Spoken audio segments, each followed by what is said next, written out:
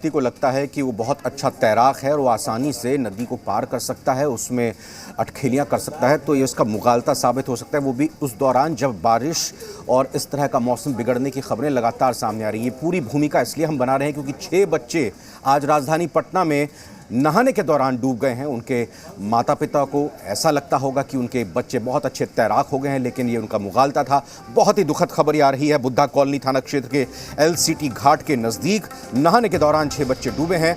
बच्चे नहाने के दौरान एक तेज़ धार में बह गए। 6 में से 2 बच्चे जैसे तैसे तेज़ धार से बाहर निकल पाए, लेकिन 2 बच्चों का शव फिलहाल बरामद कर लिया और 2 बच्चे अभी भी लापता हैं। लापता बच्चों को ढूंढने के लिए गोताखोर प्रयास कर रहे हैं। NDRF की टीम और बुद्धा कॉलोनी की पुलिस घटनास्थल पर पहुंची है। मृतक के पिता पटना पुलिस में तैनात हैं। घटनास्थल पर जाहिर तौर पर ऐसी स्थिति में, ऐसी घटना के बाद चीख पुकार मचना लाजमी है।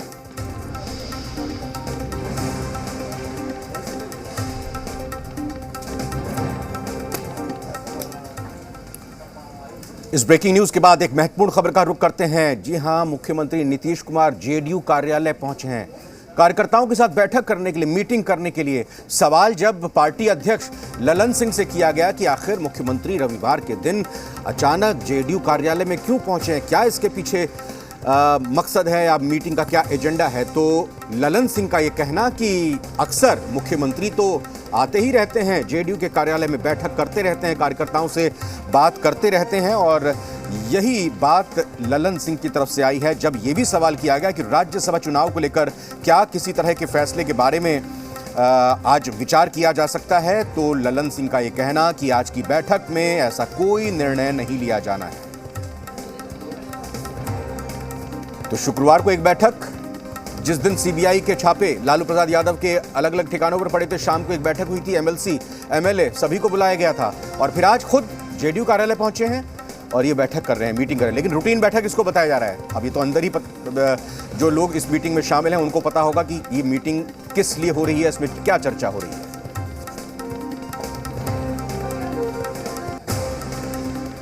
बंद हो गया था, अब फिर से उन्होंने प्रारंभ किया है, अपने कार्यकर्ताओं से मिलने आते हैं। कुछ बड़ी बात नहीं सर? कोई बड़ी बात नहीं। बंद हो गया था, अब फिर से उन्होंने प्रारंभ किया है, अपने कार्यकर्ताओं से मिलने आते हैं। कुछ बड़ी बात नहीं सर? कोई बड़ी बात नहीं। बयान तो सामने आ रहे हैं, लेकिन कहीं ना कहीं जो सवाल पूछा जा रहा है उसका सीधा जवाब नहीं मिल रहा, और ये शांति, ये चुप्पी कहीं बिहार की सियासत में आने वाले भूचाल से पहले की शांति तो नहीं है। जी हाँ, ये बड़ी आशंका और बड़ा सवाल इस वजह से है क्योंकि CBI के छापों से पहले भी बहुत कुछ मुलाकातों का दौर चल रहा था, और अचानक जब ये CBI के छापों को उन्हीं मुलाकात के दौर से जोड़कर देखा जाने लगता है तो फिर एक बार फिर से नई रणनीति के तहत हर खेमा अपने आप को सुधारता हुआ दिखाई दे रहा है। आपको बताना चाहेंगे, सवाल कई सारे इस वक्त है, लेकिन सियासी मौसम के बदलाव में सियासी रिमझिम की फुहार बाढ़ की तरह तबाही ना लेकर आए। RJD सुप्रीमो लालू यादव के 17 ठिकानों पर छापेमारी की गई। उसके बाद सियासी पारा गर्म हो गया। हर कोई कुछ ना कुछ बयानों के तीर जरूर छोड़ रहा है, लेकिन JDU इन पर पूरी तरह से मौन है। कुछ खास उनकी तरफ से नहीं आया है। लालू पर छापेमारी के बाद सियासत लगातार तेज हो रही है और JDU के छापेमारी पर चुप्पी साधी जा रही है। वैसे RJD की अगर बात को माना जाए, उनके बयानों को अगर देखा जाए, तो उनका कहना कि लालू और नीतीश की जो नज़दीकी है, या यूँ कहें कि तेजस्वी और नीतीश कुमार की जो नज़दीकी है, उसकी वजह से ये छापेमारी की गई है, लेकिन इसे BJP ने साफ तौर पर खारिज कर दिया है। दूसरी ओर सवाल ये उठता है कि जिस छापेमारी पर पूरे बिहार में सियासत तेज हो चुकी है, जहां हर कोई सियासी बयानबाजी कर रहा है, वहां JDU चुप क्यों है? क्या वाकई JDU के अंदर कुछ पक रहा है, कुछ प्लानिंग हो रही है? क्या JDU और RJD में डील फाइनल हो गई है? सवाल है ये एक बड़ा सवाल है। जिस तरह का घटनाक्रम आज की तारीख में हो रहे हैं, और जैसा हमने पहले भी जिक्र किया कि शुक्रवार को JDU की एक मीटिंग होती है, अचानक से मीटिंग बुलाई जाती है, पहले से कोई एजेंडा तय नहीं, तो आज अचानक से मुख्यमंत्री, जी हाँ बिल्कुल JDU के मुख्यमंत्री हैं, उनका हक है, अधिकार है, जब उनका मन करे JDU कार्यालय में जाए, लेकिन इससे पहले जब भी इस तरह की कोई मीटिंग, बैठक या मुख्यमंत्री का JDU कार्यालय में जाने का कोई कार्यक्रम होता है, तो इसकी जानकारी मीडिया को पहले दे दी जाती है, मीडिया को पहले लग जाती है, और अचानक इस तरह की ये बैठक सामने जो आ रही है, इसके क्या मायने हैं। और अब पूरे मसले पर, पूरे घटनाक्रम पर कई सारी प्रतिक्रियाएं भी सामने आ रही हैं, एक एक करके आपको वो सुनाते हैं। JDU खेमे में चुप्पी इसलिए छाई हुई है कि ये जो छापेमारी हुई, जिस टाइमिंग पर ये छापेमारी की गई, इस पर तो सवाल खड़े ही हो रहे हैं। जब आदरणीय मुख्यमंत्री नीतीश कुमार जी ने जातीय जनगणना को लेकर के कहा कि सर्वदलीय बैठक जल्द बुलाई जाएगी और जातीय जनगणना कराई जाएगी, इस पर सहमति नेता प्रतिपक्ष श्री तेजस्वी यादव जी से बन गई, तो बीजेपी घबराई और ये एक तरह से ये छापेमारी करके आदरणीय मुख्यमंत्री नीतीश कुमार जी को चेतावनी दी। एक ही मामले में तीसरे बार सीबीआई के 17 जगह लालू प्रसाद यादव जी के ठिकानों पे रेड, लालू जी को चुप करने के लिए नहीं, जेडीयू को चुप करने के लिए किया गया है। इसीलिए जेडीयू की चुप्पी है, क्योंकि जेडीयू का रोल आने वाले दिनों में कुछ और होना था, क्योंकि जेडीयू की भारतीय जनता पार्टी से दूरी बढ़ चुकी है। तो अगर दूरी भाजपा से बढ़ी होगी तो नज़दीकियाँ तो कहीं बढ़ी होगी। इसीलिए जेडीयू को चुप करने के लिए आरजेडी के यहाँ रेड किया गया। तो जेडीयू के लोग क्यों बोलेंगे? ये कानूनी प्रक्रिया है, कानूनी प्रक्रिया में कानून अपना काम करती है। और वैसे भी एनडीए के सरकार और नीतीश जी की सरकार न किसी को बचाती है न किसी को फंसाती है, तो उसमें बोलने का कहाँ सवाल उठता है? उसमें तो नहीं बोलना चाहिए। अच्छी दल होने के नाते क्या केवल विरोधी करना मकसद होता है क्या? अगर राजहित में अच्छे कार्य होते हैं, जनहित में अच्छे कार्य होते हैं, विपक्ष और सत्ता पक्ष दोनों का कर्तव्य है कि उसका समर्थन करे। अगर जातीय जनगणना पर मान लिया कि सहमति है, वो तो पूरे सदन से ही प्रस्ताव पारित होकर गया था सर्वसम्मत से। अब कुछ लोग अब मुकर जाएं तो वो अलग बात है।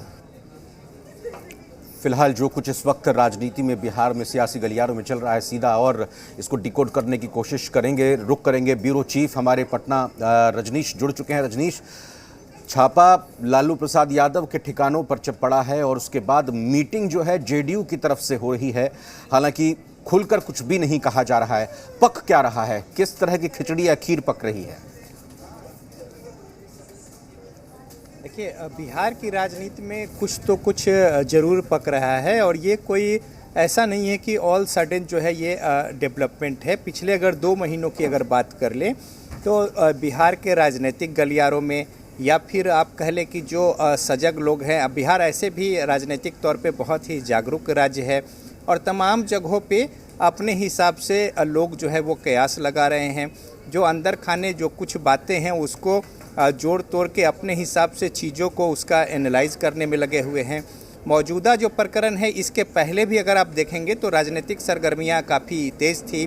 कुछ यहाँ पे अगर कहें तो रिसफलिंग की भी बातें हो रही थी। अगर मंत्रिमंडल की बात कर ले तो राजनीतिक गलियारों में तो कई तरह की बातें थी। खास तौर पे जो धर्मेंद्र प्रधान यहाँ से मुख्यमंत्री नीतीश कुमार से मिलकर गए हैं, उसके बाद से ये जो अंदर खाने के जो कयास हैं वो काफ़ी ज़्यादा तेज़ हो गए। मौजूदा जो प्रकरण है, देखिए इस पर कई ऐसी वजह है जिसको लेकर के लोगों के जहन में सवाल उठ रहे हैं और वो सवाल लाजमी भी है। देखिए, जेडीयू और आरजेडी धुर विरोधी पार्टियां हैं, हालांकि बीच में एक दफ़ा साथ मिलकर और वो भी बीजेपी का हाथ झटक कर सत्ता में भी आई चुनाव लड़कर, और फिर पाला बदल कर एनडीए जो घटक दल है उनकी सरकार है यहाँ पे, जिसमें बीजेपी, जेडीयू और 2 सहयोगी दल जो हैं वो शामिल हैं। अब सवाल ये उठता है कि अगर आरजेडी के जो तमाम ठिकाने हैं लालू प्रसाद यादव के और उनसे संबंधित, उन जगहों पर सीबीआई का छापा होता है, जेडीयू की जो चुप्पी है ये बहुत कुछ इशारा करती है। जाहिर तौर पे जब सत्ता पक्ष के लोग हैं और विपक्ष के किसी ऐसी बातों को लेकर अगर वहाँ पे सीबीआई की जांच होती है, छापेमारी होती है, तो सत्ता पक्ष के लिए एक बहुत बड़ा मौका होता है कि ऐसी बातों को वो भुनाए, टारगेट करे या लोगों के बीच अपनी बातों को रखे। लेकिन यहाँ पे जिस तरीके से चुप्पी है, ना तो कोई उनके प्रवक्ता इस मसले मामले पर बोलने को तैयार है, ना कोई बड़े नेता जो है इस मसले को लेकर कोई बात रखने को तैयार हैं। तो अमूमन ऐसे मौके पर जहाँ पे वो प्रखर हो जाते थे अपनी बातों को रखने को लेकर, निशाना साधना, कटघरे में खड़ा करना, सवाल उठाना, वैसे में उनकी चुप्पी जो है बहुत कुछ इशारा करती है। दूसरी ओर अगर आरजेडी की बात कर ले तो आरजेडी जो है वो सत्ता से बाहर है, विपक्ष में बड़ी पार्टी की भूमिका में भी है यहाँ पे। तो साथ ही साथ आरजेडी जो है खुलकर बातों को रख रही है वो अपने तरीके से, ये आरजेडी की बात है और वो सीधा सीधा इशारा ही नहीं कर रही है, खुलकर बोल रही है कि आरजेडी के ऊपर जो ये छापेमारी हुई है, मुख्यमंत्री नीतीश कुमार और जेडीयू को संकेत देने की कोशिश की जा रही है।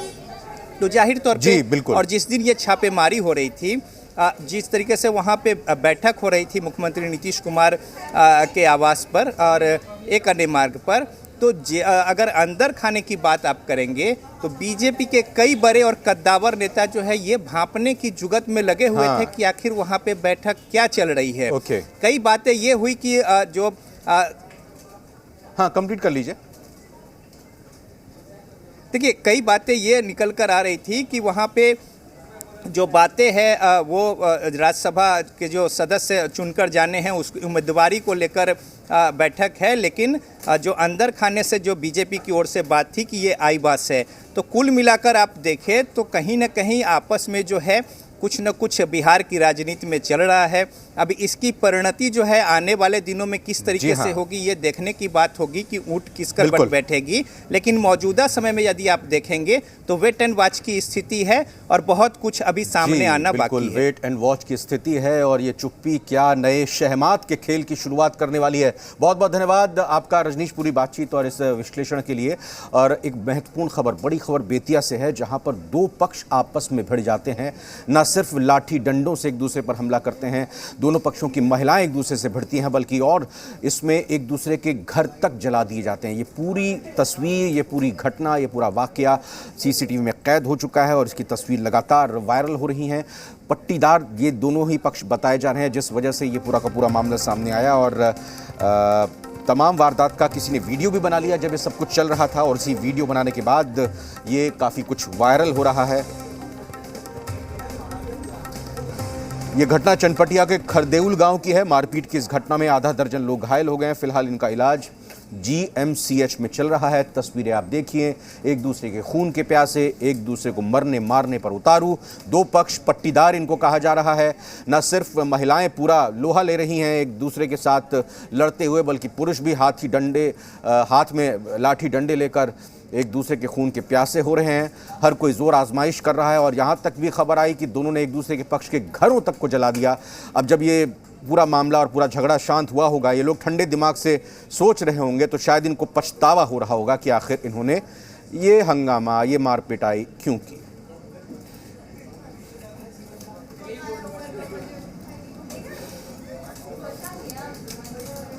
समस्तीपुर में पूसा कॉलेज है, वहाँ पर एक परिसर में एक्सीडेंट हो गया और उसके बाद ज़बरदस्त हंगामा हुआ। एक छात्र ही बताया जा रहा है ये डॉक्टर राजेंद्र प्रसाद केंद्रीय कृषि विश्वविद्यालय में, जहाँ पर बीती रात ये छात्र मोटरसाइकिल पर जा रहे थे और अचानक से बताया जा रहा है कि एक तेज़ रफ्तार अनियंत्रित पिकअप ने उनको टक्कर मार दी, जिस वजह से उनको तुरंत पहले तो जो राजेंद्र प्रसाद केंद्रीय विश्वविद्यालय है उसी के अस्पताल में भर्ती किया गया। हालत बिगड़ी तो उनको मुजफ्फरपुर अस्पताल ले जाया गया, लेकिन इसी दौरान रास्ते में छात्र की मौत हो गई। और जैसे ही ये खबर कॉलेज के, विश्वविद्यालय के छात्रों को लगी तो उन्होंने ज़बरदस्त हंगामा किया। गुस्साए छात्रों ने विश्वविद्यालय में जमकर तोड़फोड़ और आगजनी की। आपको बता दें, जो छात्र है, जो मृतक छात्र है, उसकी पहचान बीटेक बायोटेक के छात्र अखिल साहू के रूप में हुई है और इसी वजह से ये बड़ी घटना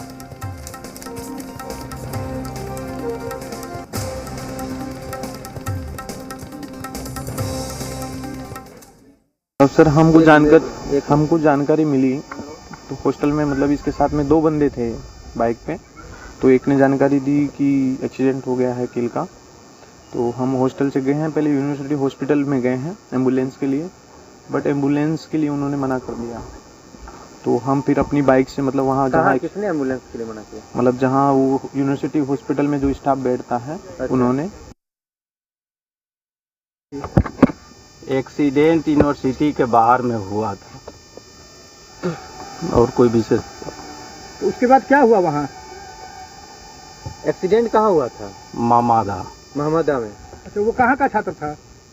अब ये पता हमको नहीं है कि अच्छा, तो उसके बाद वहाँ तोड़फोड़ और आगजनी भी की गई है? हाँ, स्टूडेंट के द्वारा किया गया। मतलब कितने लोग घायल हुए हैं या कुछ है, क्या कुछ जानकारी? ये जानकारी नहीं।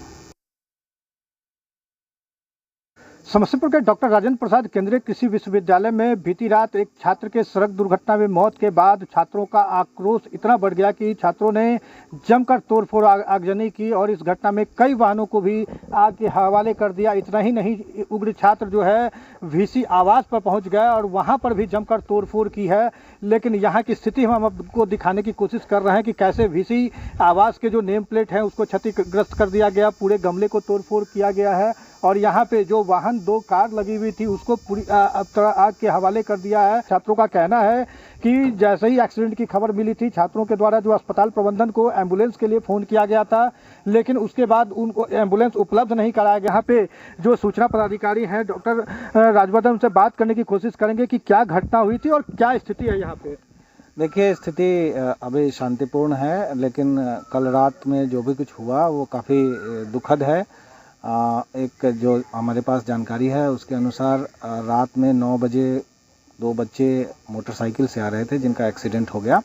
एक्सीडेंट होने के बाद वहाँ जैसे ही जानकारी मिली एम्बुलेंस भेजी गई, लेकिन जो उनके दोस्त थे और जो छात्र थे वो सब उनको पूसा के जो प्राथमिक चिकित्सा केंद्र है हमारा, जहाँ डॉक्टर हैं, वहाँ लेके आ गए और इसके बाद डॉक्टरों ने उनकी कंडीशन देखी और थोड़ी सी जो प्राथमिक सहायता हो सकती थी उसके देने के बाद उनकी चूँकि स्थिति काफ़ी गंभीर थी तो इसके बाद उनको रेफ़र कर दिया गया मुजफ्फरपुर के लिए और रास्ते में उनकी मौत हो गई। निश्चित तौर पे जिस तरह से छात्रों का आक्रोश देखने को मिला था उसके बाद लगातार जो स्थानीय प्रशासन है और विश्वविद्यालय प्रशासन की तरफ से जो है स्थिति को नियंत्रित कर लिया गया है और लेकिन जो विश्वविद्यालय का जो एकेडमिक कैलेंडर है उसको तत्काल जो है अनिश्चितकालीन के लिए स्थगित कर दिया गया है और जो छात्र हॉस्टल में रह रहे हैं उन्हें हॉस्टल खाली करने का निर्देश दिया गया है और पूरे मामले की जाँच की बात कही जा रही है। संजीव नेपुरी, जी मीडिया, समस्तीपुर। एक बार फिर से न्यूज रूम लाइव में दिखाई गई हमारी पहली खबर का रुख करते हैं। उसमें सुधार के साथ साथ अपडेट आपको दे देते हैं। एलसीटी घाट पटना के जो वहाँ हादसा हुआ था, नदी में नहाने जो हमने आपको बताया था बच्चे गए थे, बच्चे नहीं दरअसल वो युवा हैं, 22 से लेकर 25 साल की उनकी उम्र बताई जा रही है और वो क्रिकेट खेलकर आ रहे थे और जाहिर तौर पर क्रिकेट खेलने के बाद गर्मी लग रही होगी और उनको लगा कि यहाँ पर नहाने के साथ ही वो थोड़ी ठंडक हासिल कर लें, लेकिन ये उनके लिए डिसीज़न, उनकी ज़िंदगी का आखिरी डिसीज़न कुछ लोगों के लिए साबित हुआ क्योंकि 6 युवक यहाँ पर गए थे। 2 युवकों को शव बाहर लिए गए हैं, 2 युवक तेज़ धार में बाहर आ गए थे, लेकिन फिलहाल अभी 2 युवकों की तलाश की जा रही है। ये पूरा मामला बुद्धा कॉलोनी थाना क्षेत्र के एलसीटी घाट का है जहाँ ये 6 युवक डूबे हैं। तेज़ धार में 2 युवक तो हालांकि बाहर आ गए, सुरक्षित निकल गए। फिलहाल गोताखोर प्रयास कर रहे हैं, साथ ही साथ एनडीआरएफ की टीम भी बुद्धा कॉलोनी की पुलिस के साथ घटनास्थल पर पहुंची है और मृतक के पिता पटना पुलिस में तैनात हैं। जो 2 मृतक हैं उनमें से एक मृतक के पिता बताया जा रहा है कि पटना पुलिस में तैनात हैं और ये बिल्कुल एक्सक्लूसिव तस्वीर इस वक्त जो गोताखोरों का जो रेस्क्यू ऑपरेशन चल रहा है, क्योंकि 6 युवक थे, 2 तेज़ धार में बाहर आ गए थे, उनमें से बाकी 2 का शव बरामद कर लिया, यानी 4 हो गए, बचे अभी 2 की तलाश यहाँ पर अभी गोताखोरों की टीम यहाँ पर लगातार कर रही है। एसडीआरएफ की टीम यहाँ पर तैनात है और कोशिश कर रही है कि जल्द से जल्द उनको निकाला जा सके।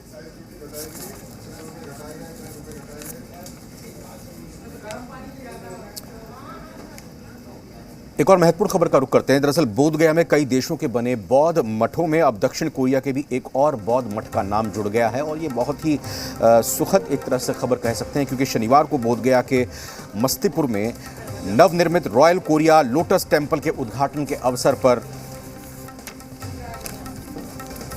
दक्षिण कोरिया के दिल्ली में प्रतिनियुक्त राजदूत चांग जयबाक समेत करीब 200 कोरियाई श्रद्धालु मौजूद रहे।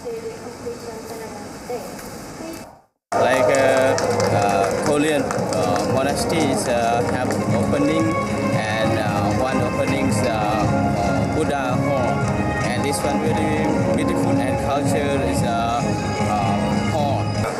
Today we complete ceremony. Today we have a complete ceremony. First time Korean traditional style temple in India. So Korean all Buddhists 100 million bow together.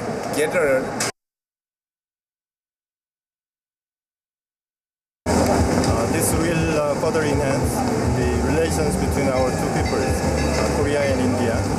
And I hope that there will be more people-to-people exchanges and especially many Korean Buddhists coming to Bodh Gaya to visit this Bunangsa temple.